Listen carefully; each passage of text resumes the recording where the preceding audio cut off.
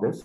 Now today, this session is given me to write an article on anatomy and physiology. How to write anatomy and physiological article on yoga and meditation. This happens to be really in these past 10 to 20 years, the research on this yoga and meditation is taking a very big leap all over the world. Earlier, the concept of yoga was there actually. It was limited to the personal practice in the 70s, 80s, and in all other time earlier. It was practiced to the personal sadhana. And now, when it has come to the academic level, when it has taken a leap to the academic activities from the beginning of the schooling, now it is going in a very scientific way, anatomy and physiology of human body, and how it we can analyze in yoga and meditation and all other aspects of yoga. That which is going to make us a really amazing leap in the research, the way how the whole world is looking into it, and all the researchers, they are going in a very interesting way, and interesting facts are being revealed about this anatomy of this human body. And the concept of yoga, like all the yama, niyama, asana, pranayama, pratyahara, dharana, dhyana, samadhi, and the concept of prana in the body, then concept of samadhi, dharana, everything, including the concept of pancakosha, till anandamaya kosha. I would like to give example how it has taken a leap, because yesterday, just 2 days before, I was listening to one beautiful video of Tony Nader. I think everyone knows who is Tony Nader, and who is the disciple of Maharishi Mahesh Yogi. And he was presenting this beautiful video on very long way it has been done by him on physiological references for Ramayana, and how do you compare the human body with human physiology. This was really amazing. And you know how he starts with this, the starting of this video itself starts with Taittiriya Upanishad. Annadhyaiva kal vimani bhuta nijayante anne najata nijivanti annam prayantya visambishantiti. Anandam, from starting from Annamaya Kosha to Pranakapaya Kosha. He starts with Anandadhyaiva kal vimani bhutani jayante anandena jatani jivanti Anandam prayantya visambishantiti tadvignaya punareva varunam pitaram upasasara. It's a beautiful way. The purpose of human life is to achieve that ananda. For achieving ananda, you need human body. To achieve this bliss, you need human body. So that is the purpose of human body. And to understand this anatomy and physiology of human body in the pretext of yoga or on the line of yoga, that is what is the necessary and the need of the hour. So we have to explore this anatomy. So that is the main purpose of human life. That's what Ayurveda also believes in this. So Ayurveda says that it says. So that is the main purpose. I'll be using shlokas here. So please don't mind. I'll be giving you the detailed meaning of that shlokas also, because the root of our science is in the past. The present has got root in the past. All our ancient ancestors, they struggled a lot. They have revealed the truth in the trance, that is transcendental meditation. So the same truth is being recorded in the form of Vedas and Upanishads. That truth cannot change. So the same truth what we have in the form of Puranas also, that is Ramayana and Mahabharata, it is not just a fiction. So many people think that Ramayana and Mahabharata is a fiction, but it is not. It is based on the history. So it has got all other 3 levels of interpretation. Like Mahabharata has got 3 levels of interpretation. So it is psychological interpretation is the first interpretation. Second one is historical interpretation, and third one is the spiritual interpretation. For this, Vedavyasa gives a beautiful way to know. Manvadi kechid bravatehi astikadi tathapare tatho uparicharadanye bharatam parichakshate. So we need to look all these granthas of our ancient in the form of these three levels. One is psychological interpretation, then historical interpretation, and spiritual interpretation. So we are looking this human body now, this anatomy and physiology. Sorry to interrupt you. Your slides are not moving. No, I'm not moving it. I'm not moving it. Just now I'm starting now. Okay, just to give 2 minutes introduction, I just told how we should visualize the granthas or the scriptures and the text, Indian texts. So that's how now we are seeing this anatomy, physiology in yoga and meditation with the line of our Mahabharata and Ramayana also. That's how I gave the introduction of Dr. Tony Nadek and how he makes Ramayana to connect to the physiology of human body. This is amazing. It is there already in our LYBL yoga team, what Dr. Shashikant ji posted that. It's a 45 minutes video. Please, everyone have a look on that. So that inspires all of us, definitely. Now, okay, my slides are not moving. Why? Okay, what should I do?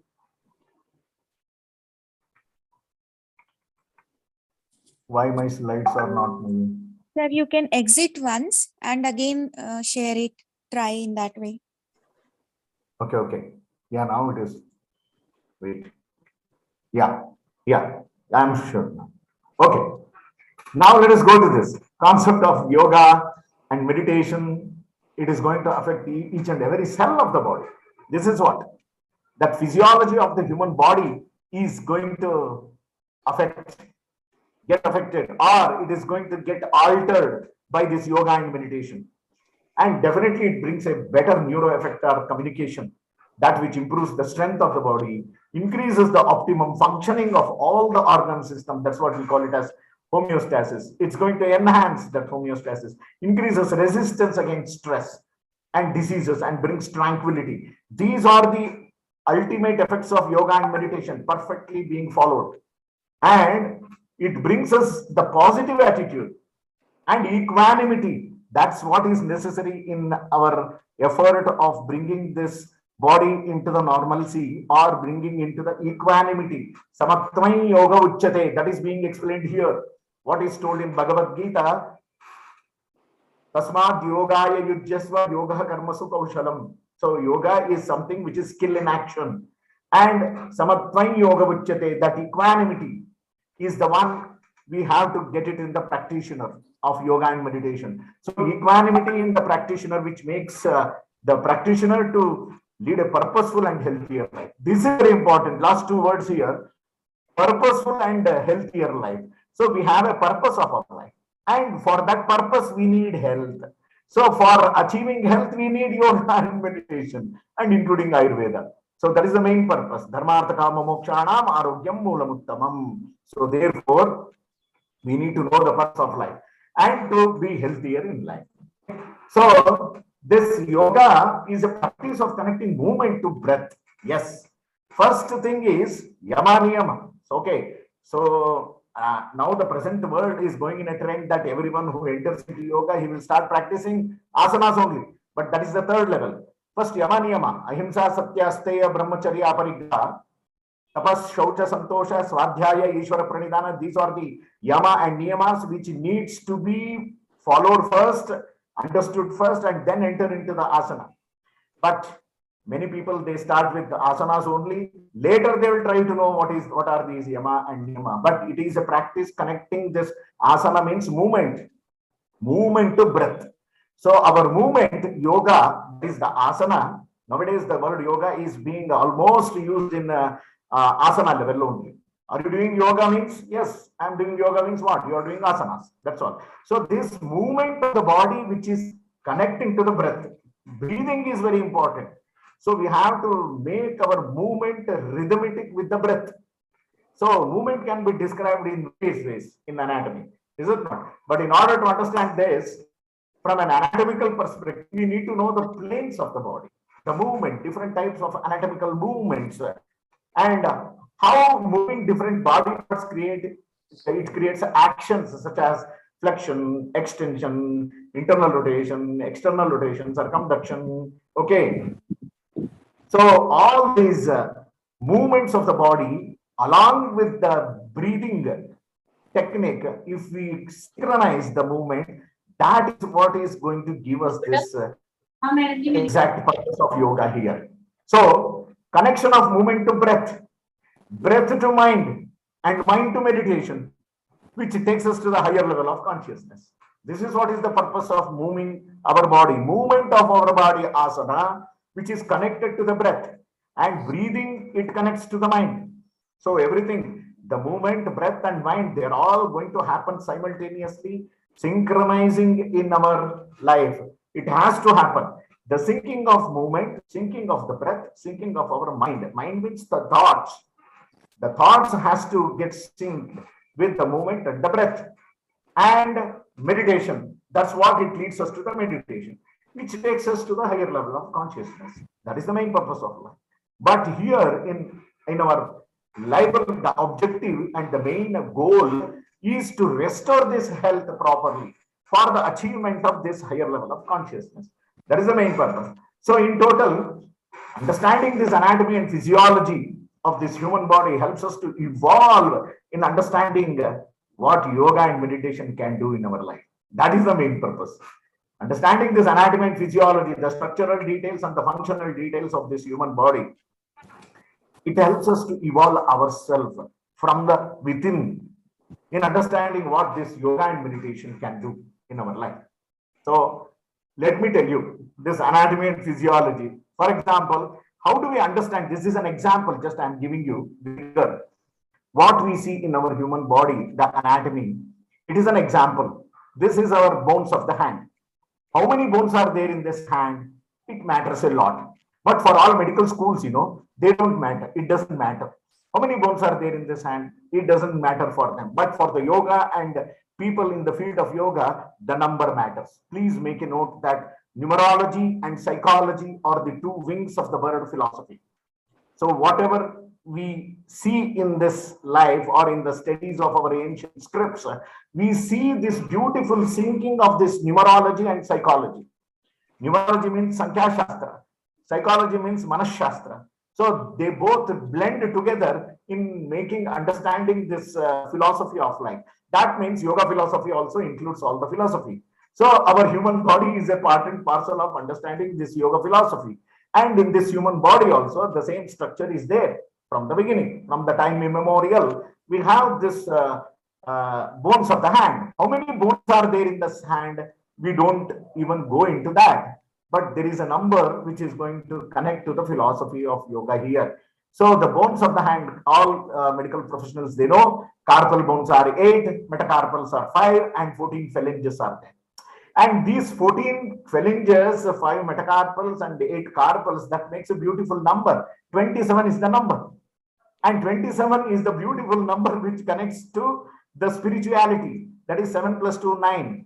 Numerology is something which is going to connect to this human body. This anatomy we should study.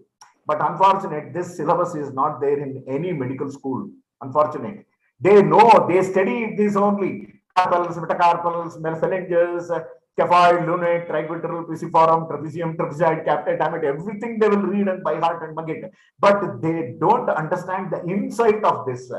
These are 27 bones. 27 bones are connected to the number, highest number in numerology. Is it not? That's why I told you, numerology and psychology are the two wings of the bird philosophy. Even in yoga philosophy, to understand this human body, how do we connect this human body to yoga philosophy is in this way. Just I'm showing you a tip. There's a tip of an iceberg. Like this, we have so much in this human body which can be connected to yoga philosophy and spirituality. This anatomical approach helps us to write anatomy articles regarding yoga and meditation very well. So in this angle, if we take up, really there will be an opening of the wisdom. So the wisdom which is there in our human body, I always consider human body as a very big mystery. Whenever I teach this anatomy, so teaching anatomy, it gives me a lot of curiosity and enthusiasm, So that makes me, the whole body is a mystery. And we have to unfold the mystery here. This is one mystery which is there in our hand. So hand is the most important Hands and feet for everything. Hands and feet are the most important parts of the body, which is going to where energy is going to enter and energy is going to go away from the body. And all of us know in this corona how this is going to make a very big impact, is it not? So we have to wear gloves and touch everywhere because of the energy, the bad energy enters inside if we touch in bare hand. So everyone knows this. So that is why 27 number is an auspicious number, and hand is considered as the most important example to connect this anatomy. So like this beautiful 27 number connects to the yoga philosophy, and this anatomical reference will give us a wonderful insight. Just I'm showing you the anatomy here, but how it connects to the yoga philosophy, this is an example, right? So in the next, this is the 2 examples I have taken. There are many like this, many more like this. So this is another example here. How this anatomy of this human body, which makes a big difference in understanding the philosophy of life and yoga, and it helps us to know the details of anatomy here. So this everyone knows. Out of all the vertebrae, cervical, thoracic, lumbar, sacral, and coccygeal vertebrae, out of all those vertebrae, we are going to see only the first 2 cervical vertebrae being named. Why? We don't even go into that question why it is named like that. But it is named atlas and axis. See this axis. How does it look like? It looks like a tortoise. Is it not? This is something amazing. This is going to teach us amazing philosophy of yoga and meditation here. So this axis, which is there, both anterior and posterior view of the axis here, which looks like the dens or the odontoid process, what we call it as, it looks like the head of the tortoise. And what is this tortoise-like structure doing in our below the skull? Is it not? Atlantoaxial joint, what we call it as. It is another one important pivot joint on which our head rotates actually. But this is depicting a beautiful philosophy of our life where the mind is also involved here. This is compared to the kurma. The kurma means it is the tortoise. Tortoise is having a beautiful significance in our philosophy, in our Bharatiya Tattva Darshana. We call the Dashavatara of Lord Vishnu, where the concept of this Kurma Avatara comes here. What is the purpose of? Whether that happened in Samudra Matana, the Varaha, Kurma, Matsya, everyone came for the purpose. We see the stories. But this speaks a lot in our anatomy, understanding this human body. Where Kurma Avatara happened, just to stop sinking the earth started sinking down.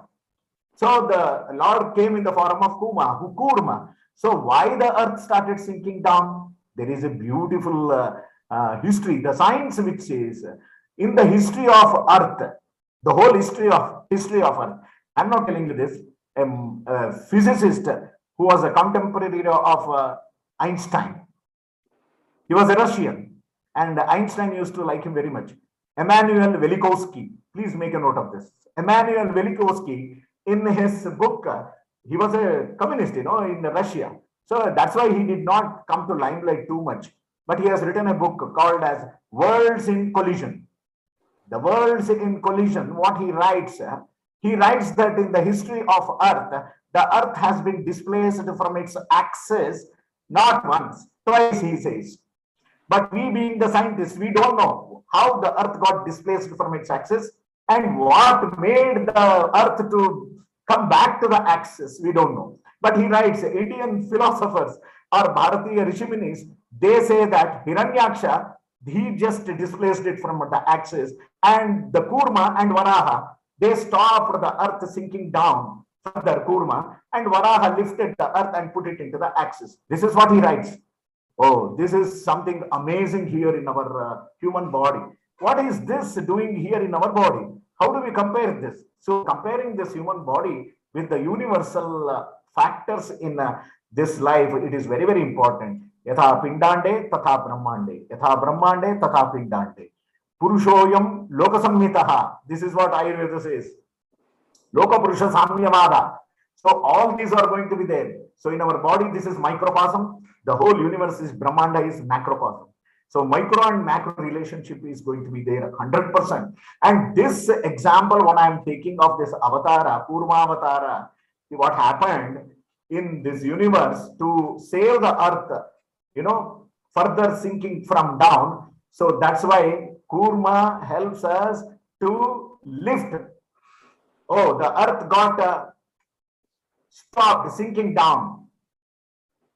Then further, what happens is, in our body, what is this relevance? How do we connect this to Samudra Matana? In our body also, we are made up of this Sharira, Indriya, Sattva, Atma. This we know very well, 100%. So, Sharira and Manas, they are integral part of this body. That's why when we heard so many brainstorming sessions, we have so many instruments to measure this Sharirika Gunas or the Gunas, Vimshati Gunas, but we don't have the measuring device to measure the Sattva, Rajas and Tamas of an individual. So this is what is going to be very, very important for all of us to understand this mind, and mind always sinks down. Every day in the morning, when you get up in the Brahmi Muhurta, you will be so enthusiastic. And we perform all our activities with all enthusiasm. But as the day progresses, in the afternoon, we become Rajasic more. And in the end of the day, at the end, we become Tamasic. That means our mind goes into depression. Usually, we see in the family, all of us, we see. And we say at the end of the day, when you are stressed out physically, mentally, you say, oh, I'm very bogged up with this life. I don't want to leave. Oh, these words are going to come in our life every day. In all our family members who are stressed out, they say, oh, Sakayata Jivana. Oh, Baduke Bekagilla. So we say in Kannada, like this. So everybody says like this. That means your body, mind is entering into depression. When mind is entering into depression, this is the kurma in our vertebra, which is going to uplift the mind. And the next day morning, you are always again enthusiastic. So this is the kurma's physiology, that which connects to the anatomy and the mind physiology. How we go into depression every day in the night, and again in the morning, we are going to get enthusiastic. So this is what is lifting us. That kurma lifted the earth to bring it back to the axis. It stopped sinking, and Varaha lifted. I know that Varaha lifted it and put it to the axis. That's what a wild boar, that is Varaha Rupi Paramatma, who just destroyed the demon Hiranyaksha. So that's how there were two, Adi Hiranya and Hiranyakashipu's brother Hiranya, 2 times. That's why Velikovsky says this, in the history of Earth, the Earth got displaced from its axis not once, twice. So he don't know all the details. He just refers to Indian Rishimunis. So all these we have to explore in our anatomy. And this bringing out an article on all these, it really opens the eyes of the world. How important is our Bharatiya Tattva Shastra? And this is what is how the odontoid process, which looks like I have the bones with me. Always when I teach to my students, I show the whole anatomy of the human body with showing this odontoid process and asking them only, how does it look like? Everybody immediately says that it looks like a tortoise. And what is this tortoise doing in our vertebrae? So this is amazing, but this is not included in any of our syllabus of BAMS or MBBS. So this is something amazing, what I have been teaching for the students of yoga, comparing this human body to anatomy and physiology further. Okay, let us go further. So this understanding, just 2 examples I gave you. One is the bones of the hand, and another one is this axis, right? So this anatomy, understanding and physiology, understanding of human body, it is the key. Why it is the key? It is for the safety of human being only. Safety and development of minds. Integrating this knowledge can encourage injury prevention, definitely. So whoever enters into the yoga field, so without knowing anatomy and physiology of the body, they start performing. But this awareness of anatomy and physiology will definitely prevent a huge disaster happening. Yoga injury. Now, yoga injury itself is a very big specialized branch. I heard in US, Oh, yoga injury, and people experts are there to treat yoga injuries. So before making injury, it is better to make the awareness. That's what this awareness will bring, and it will facilitate the healing process. Yes, you should know how much you should limit yourself movement, where you should stop. This is the importance of this is the important decision of the yoga instructor. Yoga instructor must know anatomy and physiology in and out. That's what I say when I teach to the yoga students, all the human body systems. If you don't be expert of all other systems, not then it's not going to be a very big deal. But you should know, yoga people, musculoskeletal system and endocrine system. These are the two systems in yoga. In and out, you should know. To explain and understand better what is yoga and meditation is going to do on this human body. So therefore, it can connect a deeper understanding of the philosophies in creating yoga sequence for even public and private sector, for even individual, definitely.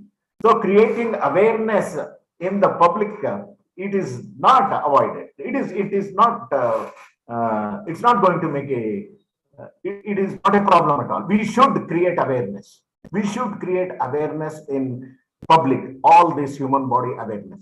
So as everyone knows, yoga is an ancient way of life. It's a way of life.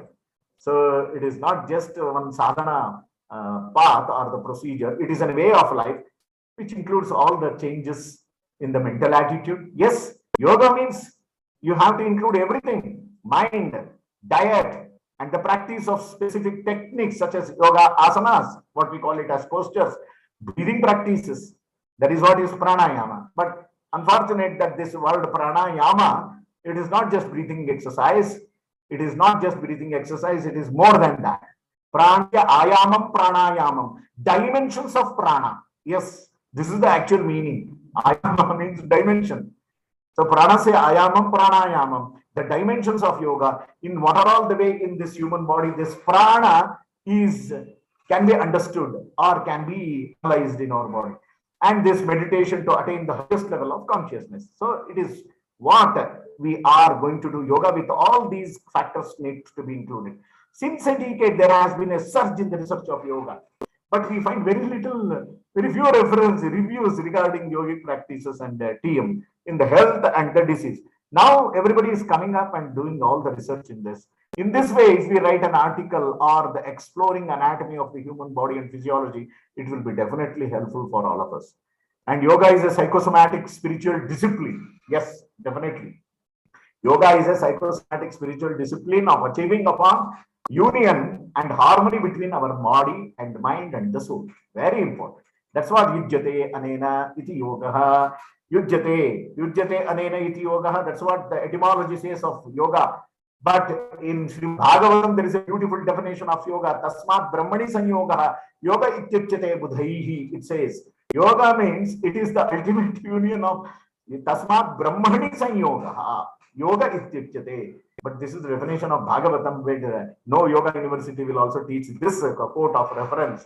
But this is a wonderful reference from Puranas, which gives us pranayama is derived from the Sanskrit words prana and ayama, which means energy, and ayama means to prolong. Yeah, definitely. This is also another one meaning. Prana say ayama means it is the dimension. Prana ayama means to prolong this. That's what we do in our Yasvyasa, the practice of when we do any type of breathing exercise or any practices like SMET and other programs, we say, slow down your breath, slow down your breath, slow down your breath.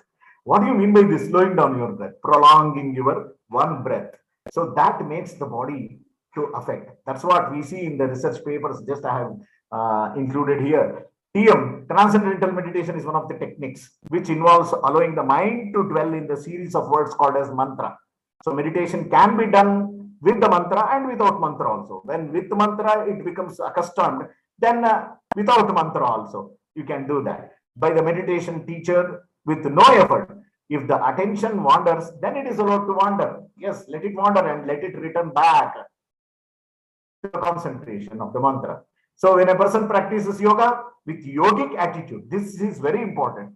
Practicing yoga with a yogic attitude means what? What do you mean by yogic attitude? Attitude of patience, attitude of persistence, that persistence practice, overcoming obstacles within self. We have a lot of inhibitions within self. That is, blockages will be there. So many a time, when you want to practice yoga properly, there are many hurdles. So we have to cross all over hurdles. This is what is yogic attitude within self, that is trouncing this laziness, anger, delusion, and desire for being different or better than others. See, this is something you have to practice. These are all the things which makes us yogic attitude. So there are several changes in this philosophy. When we do the practice of yoga with yogic attitude, then there are several changes in the philosophy. Physiology. So what are those physiology? Let us see now. Yoga is not just popular only in India. It's definitely Western countries. Hatha yoga has become very popular in North America in recent years. Even in India, it has been widely practiced. So once this Hatha yoga, Raja yoga, Jnana yoga, integral yoga, like in all other forms of yoga, Karma yoga, Bhakti yoga, Mantra yoga, Kundalini yoga, Sahaja yoga, Laya yoga, like this. So Hatha yoga includes the practice of asanas, pranayama, and kriyas. So all this cleansing techniques, what we have. So that's what Patanjali gave us. So they give the date here, but we don't know the exact date of Patanjali Rishi. We don't know the Aadhaar card of Patanjali, definitely. Birth certificate, nobody has. This is the features of all our ancient rishis. They never left their personal details also. They wanted to give the highest knowledge to the society. Maharshiyaste dadrusho yatha avat gnana chakshusha. That's what in Ayurveda we say. Maharshis, they had this in their trance, that knowledge, whether it is yoga or whether it is Ayurveda. Everything came from the transcendental. Maharshayaste dadrusho yathavat gnana chakshusha, it says.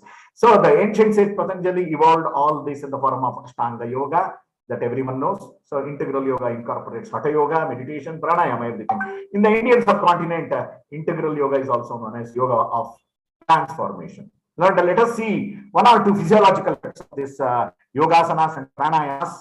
So, and even TM. Rejuvenation, regeneration of the cells of pancreas. So when you do any asana, so any kriya which is affecting the abdominal organs, especially this Mayurasana, when you do this Mayurasana, your pancreas are stimulated. So the rejuvenation and regeneration of this cell of the pancreas will happen.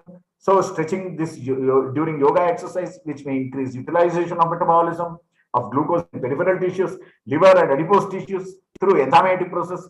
So these are all the physiological changes what will happen. Second point is more active practices followed by relaxing one. It leads to the deep relaxation than relaxation practice alone. Documented by research, this possibility of neuroplasty bringing about the changes in the hypopituitary pancreatic axis. That is what also seen here.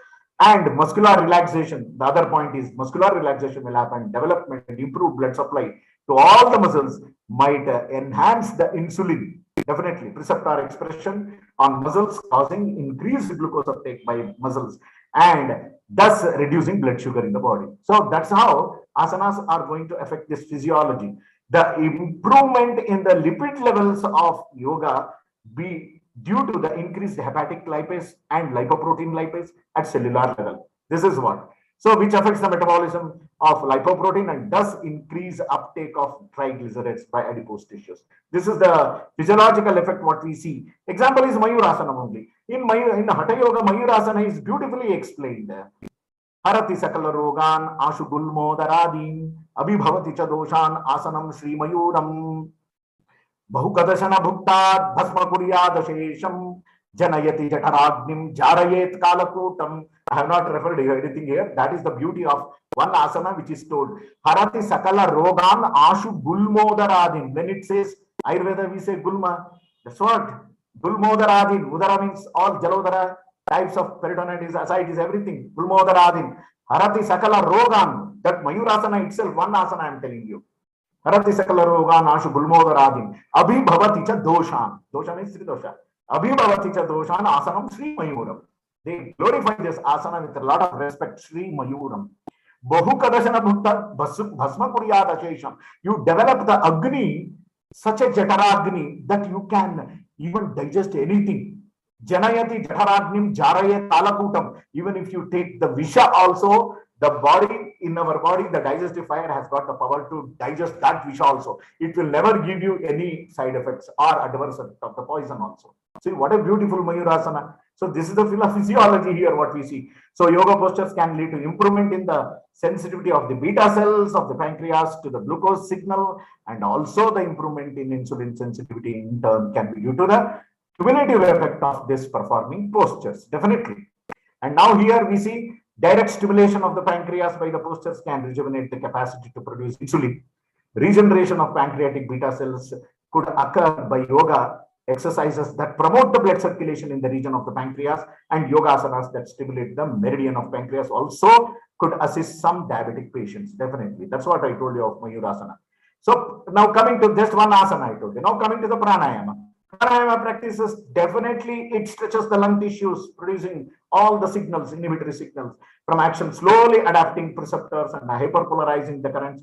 These inhibitory signals coming from this cardiorespiratory region involving the vagus nerves, they are believed to synchronize neural elements in the brain, leading to changes in the autonomic nervous system, ANS, and a resultant condition characterized by the reduced metabolism and parasympathetic dominance. That helps. The pranayama is going to help. This is the physiology of pranayama. Pranayama modified various inflatory and deflatory lung reflexes and interact with the central neural element to bring new homeostasis in the body. That's what various inflatory and deflatory lung reflexes means. Just we have 8 types of pranayama. Is it not? Surya Vedana Mujjayi, Sitkari, Shitali, Tata, Bastrika, Brahmari, Murcha, Plavani, Tyashta, Kumbhaka. All those practices, it's going to help us to bring this homeostasis by this physiology of the human body.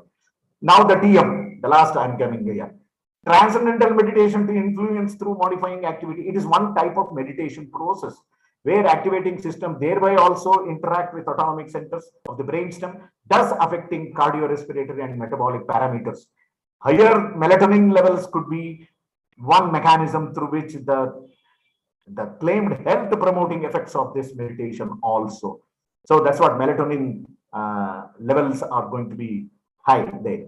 So in a study conducted to know the anatomical correlates of long-term meditation, researchers found the significantly larger gray matter volumes in meditators in the right orbitofrontal cortex. So right thalamus and the left inferior temporal gyrus. So these are all the brain changes what we see in the meditators. This is one example, that is the TM. There are like this many dhyana prakriyas are also different. So in a comparative study, the effects of Sahaja Yoga meditation on EEG in patients of major depression and healthy subjects, both is conducted. It is found to bring an increase in the alpha activity in both the groups after 2 months of practice of Sahaja Yoga. In other studies, cyclic meditation has enhanced the cognitive processing. So therefore, the last slide, what I want to say here is studies at Harvard Medical School. Yes, it has found a decrease in oxygen consumption over an average decrease of 17% has happened here. So during meditation process, the oxygen consumption has been reduced. So minute ventilation decreased by about 1 liter per minute, and respiratory rate decreased by about 3 breaths per minute. So during meditation. So neither was statistically significant, but that 17% of reduction, the average heart rate decreased during meditation by 3 beats. Okay, skin disease increased, the resistance has been increased there in the skin resistance, onset of meditation and decreased after meditation, but maintained higher than the before meditation. The most notable change in the EEG, so pattern during transcendental meditation, was an increase in the amplitude and regularity with this occasional slow alpha and low voltage theta. So alpha blocking to sound and light was present and did not show any habituation. Based on this EEG's findings, along with the above variables, transcendental meditation could be also be described as a wakeful hypometabolic state. This is the beautiful way of analyzing the physiological terms in the physiological terms. So this is just an introduction I have given to the anatomy and physiology, how it can affect our yoga and meditation and as well as pranayama. Thank you very much, everyone. I thank all the platform people for giving this opportunity. We have to explore a lot. As I told, this is just the tip of iceberg. And we have a lot of things in this is just like a trailer. And there is a lot in main cinema actually. So we need to explore. So let us join all of us. Yes, all Ayurveda people, diet people, formulation people. Let us explore this basic human body anatomy and physiology in connecting this yoga and spirituality, restoring health. That is our main motto. Thank you. Thank you all. Namaste. Now, any questions, Thank please? you, Dr. Manjunath ji. It was a very wonderful presentation, and it was a very wonderful. You took us the journey through all the ancient scriptures to the modern world of the science. Thank you so much, and it was wonderful to know that transcendental meditation analysis by you. I'm fortunate I could meet Dr. Tony Nader when I was in London attending the conference.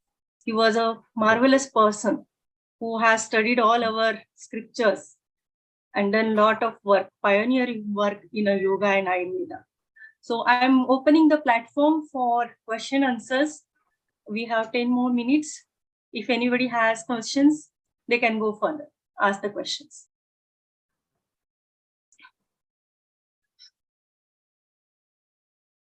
Namaste, sir. It's Dr. Rajesh. It's not a question, but yeah, it's really amazing. I was like enjoying, like something is going on. I was like taken away by you.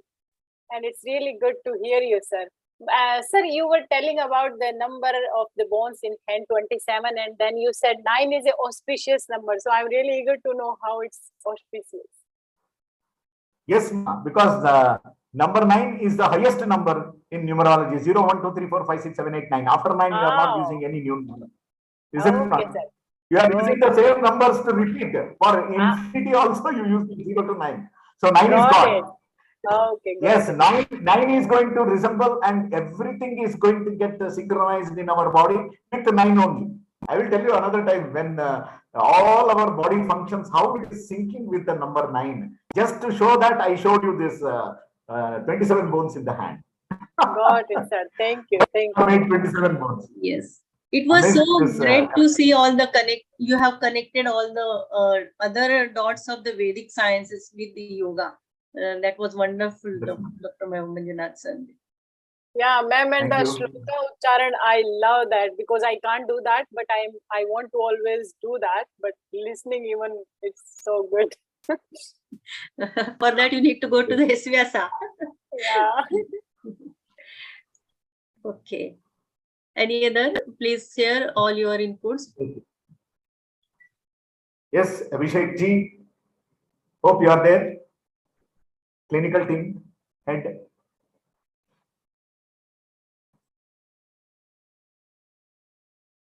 Nikhila ji, Medha ji. Yes, you have any other inputs for this? Sir, your presentation is one of the rare combination of best of the science and the spiritual aspects combined on one particular platform, as Madam was telling about Dr. Tony Nadir. So your presentation reminded me of Dr. Tony Nadir, because this, I'll give one example. Is after the TM meditation success by Mahesh Yogi. So there is a various research. One of the research was on Patanjali Yoga Sutras 194 slokas connecting with Salka and Gyrus of the brain.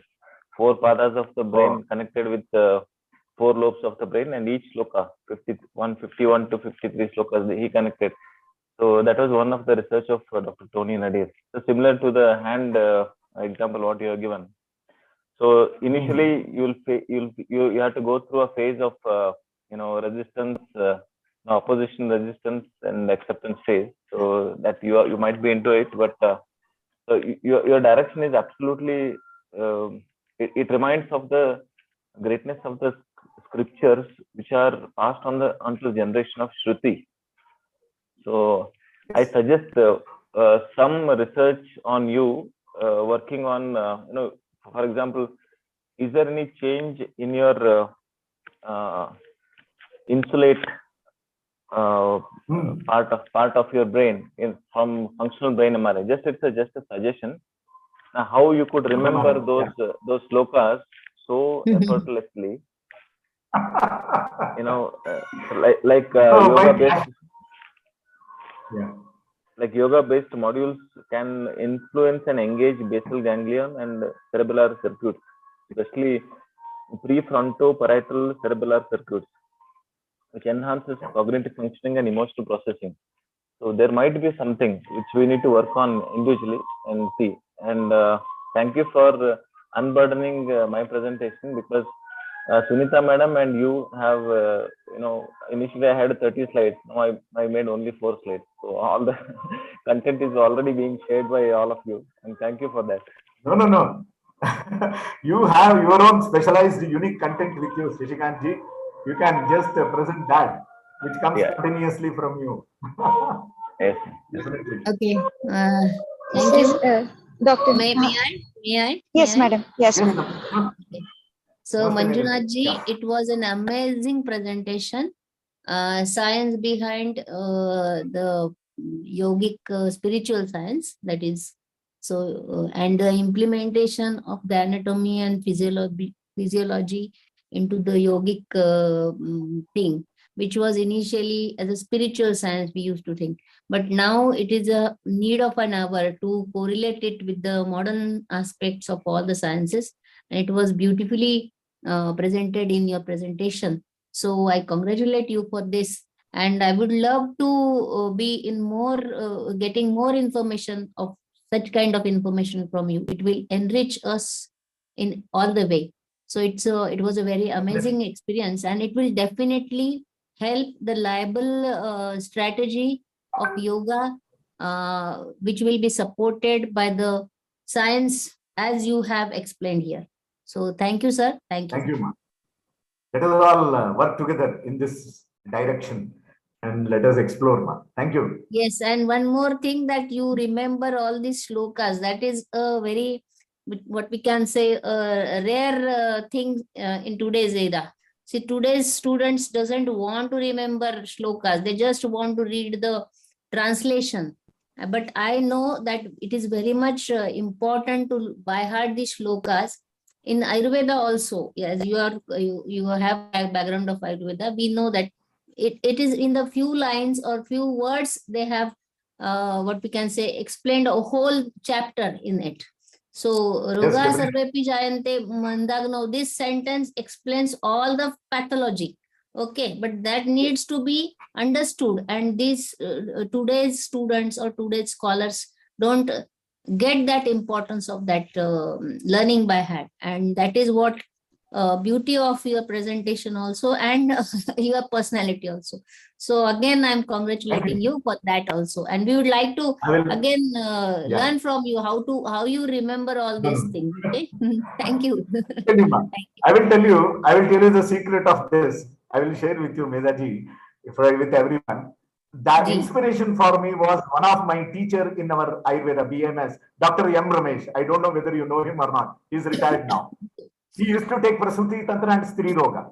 He used to remember all the slokas. He used to come and stand on the classes, dais, and he used to write the slokas like anything without looking into anything. That made me amazed, how he is going to explain everything. All the Prasuti Tantra, Stri Roga, everything he used to explain. That is my inspiration. Dr. M. Ramesh from our college, Government College of Ayurveda in Bangalore. Definitely, sir. There were such people in our area when we were students. Definitely. I also remember my teacher, Dr. Vidyatai Zadukar. She was from Swasthavavrutta, and she has a legacy of her father was also renowned Vaidya from Nashik. And I remember, and I was very fortunate enough to be very close to her. And because of her only, the inclination to diet and yoga, I have created the interest in me.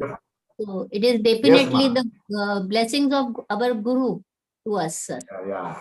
Thank you. And Thank all you. this, what you said, a shloka has got more than its just literal meaning. There Ji. is a lot of stuff hidden in this. That's why Yes. the shloka sutra, it is like in the form of sutra. Alpaksharam asamdigdam saravat vishwatomukam astovam anavadyancha.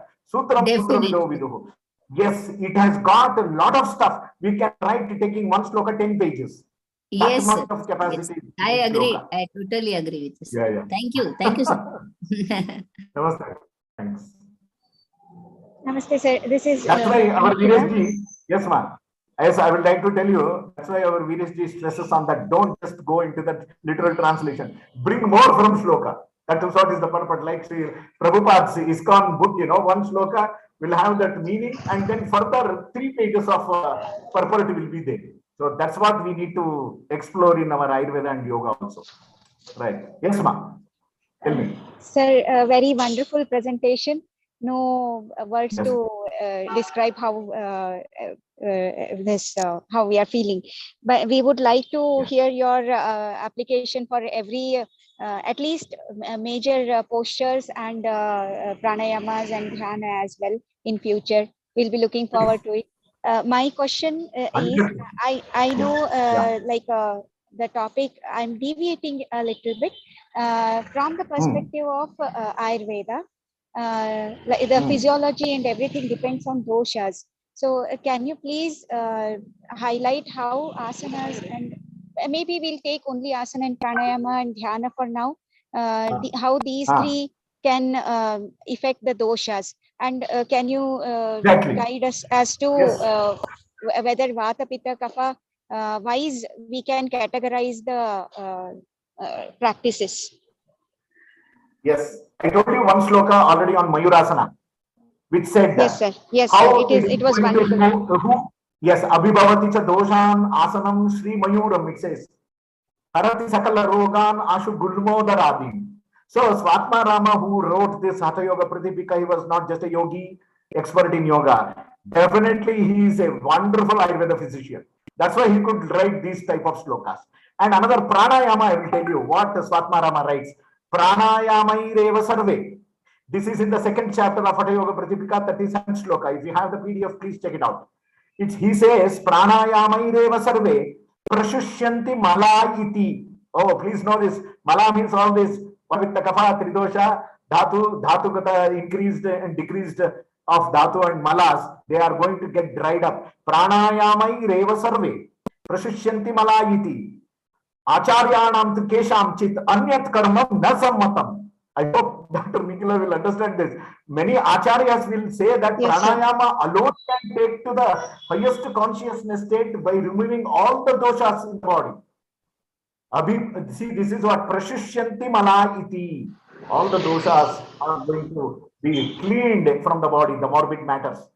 So this is how pranayama, one shloka from 2nd chapter, 37th shloka of Hatha Yoga Pratipika will give us. There are 389 shlokas in Hatha Yoga Pratipika. I have been teaching for 8 years from all these 8 batches. So every time when I teach, I find a new thing in one shloka. That was the beauty of our texts, granthas. And that is what we are here to explore everything. I request everyone to join hands in exploring these scriptures. And I'm there for all the team to give any asanas, pranayama, or anything you want for any pathophysiological state or whatever it is. We will work together. Thank you, ma'am. Thank you, Nikhilaji. Thank you very much, sir. Yeah.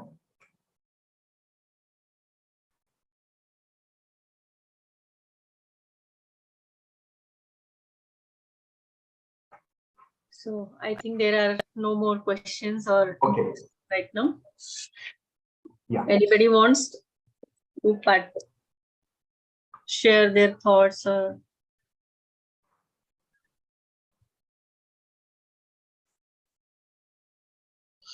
okay.